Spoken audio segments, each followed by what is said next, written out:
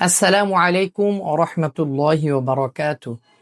আলহামদুলিল্লাহি ওয়াহদাহু ওয়াস-সালাতু ওয়াস-সালামু আলা মান লা নাবিয়্যা বা'দাহু। আম্মা বা'দ। ফাআউযু বিল্লাহি মিনাশ শাইতানির রাজীম। কুল হাল ইয়াস্তাউযিল্লাযীনা ইয়া'লামুনা ওয়াল্লাযীনা লা ইয়া'লামুন। ক্বালা আন-নাবিয়্যু সাল্লাল্লাহু আলাইহি ওয়াসাল্লাম তালাবুল ইলমি ফারিইদাতুন আলা কুল্লি মুসলিম।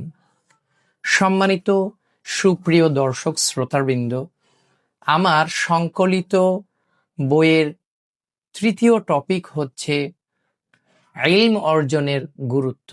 আল ইলম এই শব্দটির অর্থ হচ্ছে জানা, বোঝা, জ্ঞান, উপলব্ধি ইত্যাদি।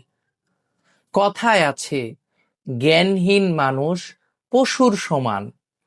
পশুর যেমন জ্ঞান নাই, তাই তার যা ইচ্ছা তাই করতে পারে, ঠিক একজন মানুষের যদি জ্ঞান না থাকে তাহলে এই পৃথিবীতে সেই ব্যক্তি কোনো কিছুই সুন্দরভাবে করতে পারবে না, সম্ভব নয়।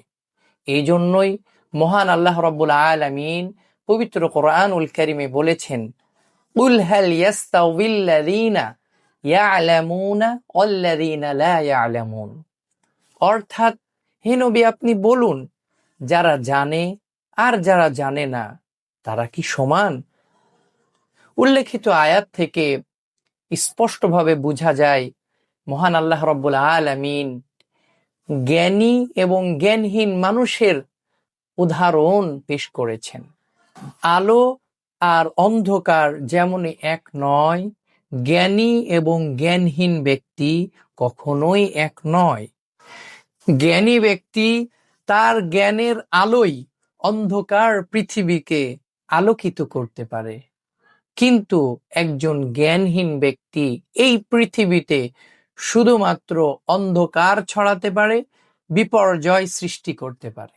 এজন্যই নবী মুহাম্মদুর রাসূলুল্লাহ সাল্লাল্লাহু আলাইহি ওয়াসাল্লাম প্রত্যেক মুমিন মুসলমানকে নির্দেশনা দিয়ে বলেছেন, তালাবুল ইলমি ফারিইদাতুন আলা কুল্লি মুসলিম।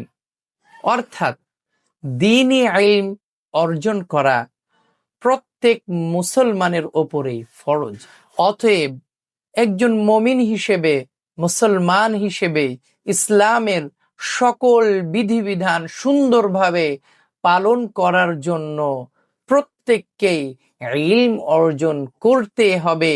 আর এই জন্যই নবী মুহাম্মদুর রাসূলুল্লাহ সাল্লাল্লাহু আলাইহি ওয়াসাল্লাম প্রত্যেকের উপরে ইলম অর্জন করা ফরজ করেছেন।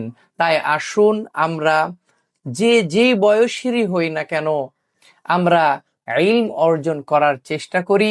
আল্লাহ রাব্বুল আলামিন আমাদের সবাইকে সেই তৌফিক দান করুন। আমিন। ওয়াসসালামু আলাইকুম ওয়া রাহমাতুল্লাহি ওয়া বারাকাতুহু।